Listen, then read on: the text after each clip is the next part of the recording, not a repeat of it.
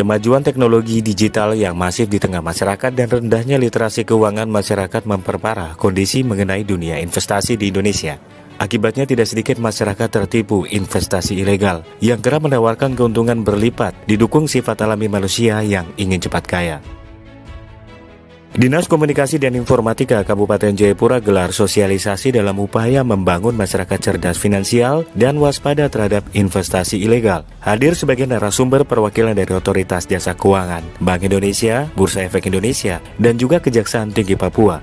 Pesertanya aparatur sipil negara di lingkup pemerintahan Kabupaten Jayapura, perwakilan dari masing-masing OPD.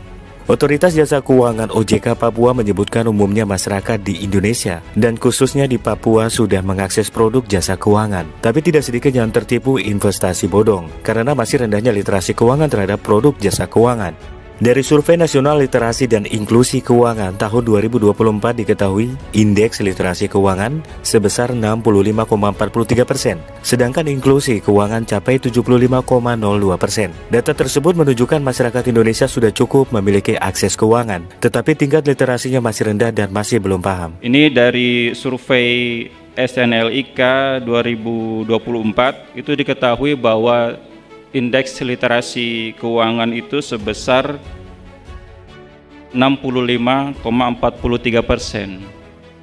sedangkan indeks inklusi keuangan sebesar 75,02%.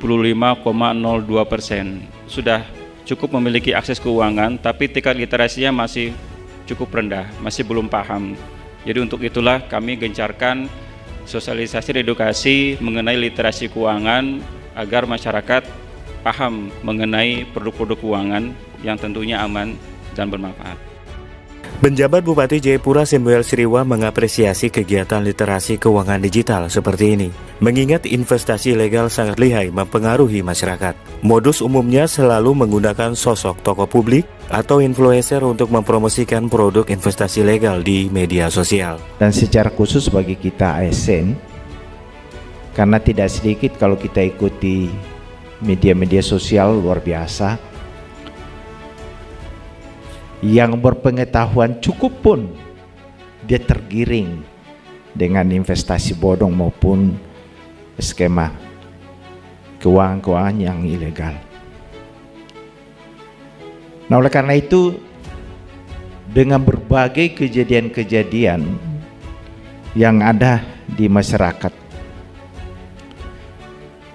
dibutuhkan bagaimana kita bisa memahami secara bersama apa ataupun bentuk seperti apa dari investasi bodong itu maupun dalam bentuk berbagai penipuan lainnya. Kegiatan yang berlangsung selama sehari, peserta dibekali pengetahuan soal ciri-ciri investasi bodong dan modus penipuan terbaru, memahami resiko transaksi digital, termasuk upaya pencegahan judi online, juga langkah hukum yang bisa diambil korban apabila terjerat investasi bodong. Dalam kegiatan ini peserta mendapatkan door prize Rp100.000 dalam bentuk uang digital setelah membuka rekening efek secara online melalui aplikasi poems.id. Dana tersebut bisa digunakan untuk berinvestasi saham atau reksadana di Bursa Efek Indonesia.